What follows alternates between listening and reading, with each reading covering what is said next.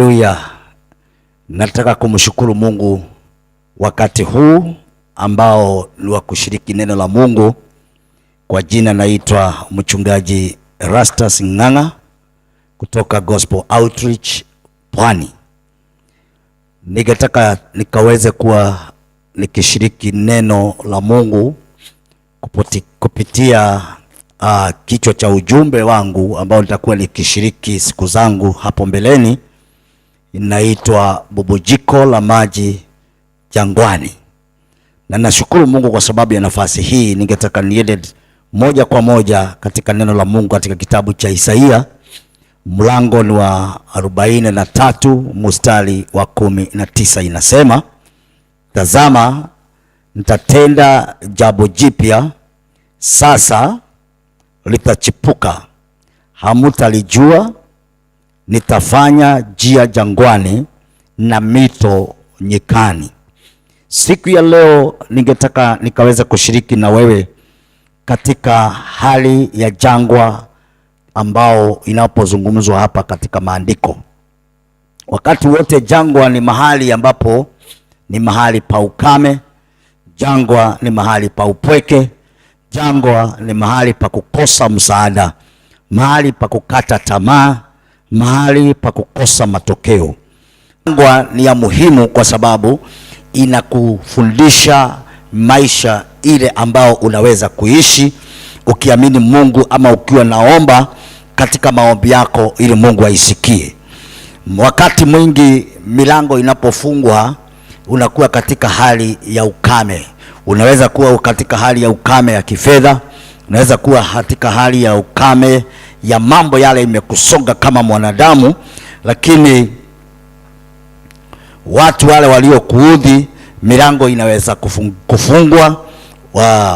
Unahisi Mungu yuko kimya katika wakati kama ule uko kwenye jangwani, lakini Mungu hata kuacha, hautakuwa peke yako jangwani.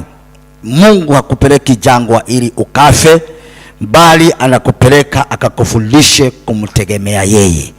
Mungu huyu tunapomtumikia, wakati mwingi tunaenda katika maisha inakuwa ni ngumu, maisha inakuwa si furaha kwa wengine, lakini Mungu ni mwaminifu.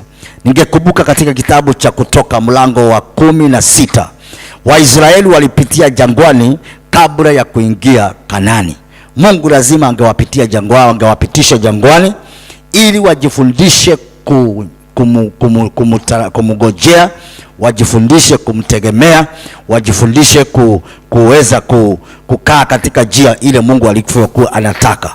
Pia Yesu mwenyewe ambao ni mwokozi wetu alijaribiwa jangwani kabla ya kwanza huduma yake. Katika kitabu cha Mathayo mlango wa 2 mstari wa kwanza na wa pili.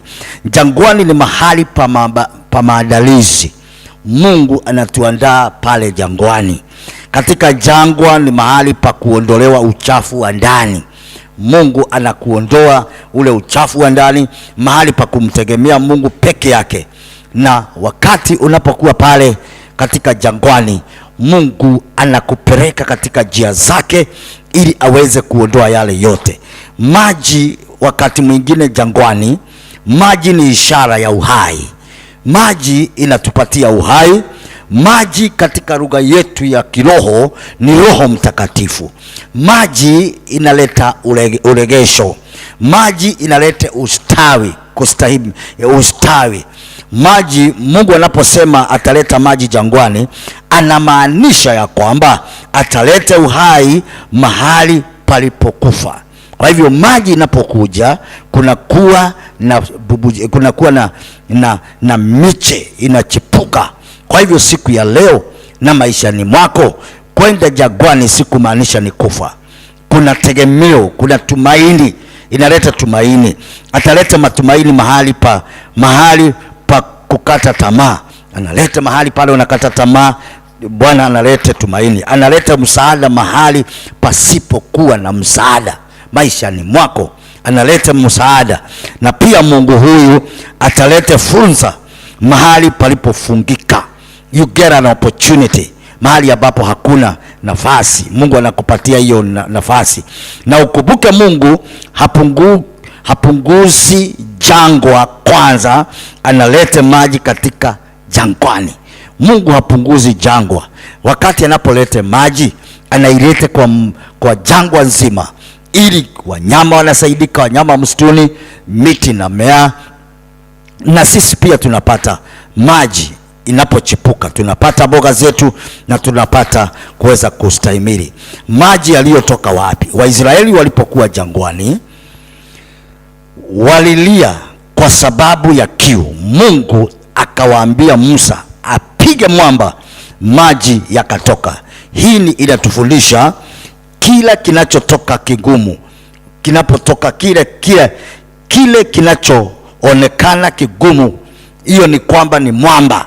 Katika jangwa kulikuwa na mwamba, kinaweza kubeba muujiza wako. Haleluya!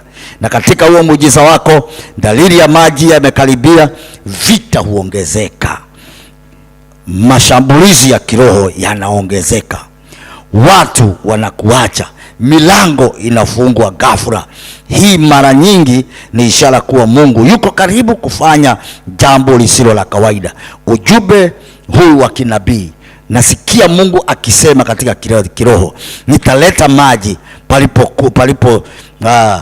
ulipodhani hapana tena matumaini. Ninalete maji, uhaini, mito katika biashara yako, katika uzima wako, katika familia yako. Pokea muujiza wako wakati maji inapobubujika, kwa jina la Yesu, amen.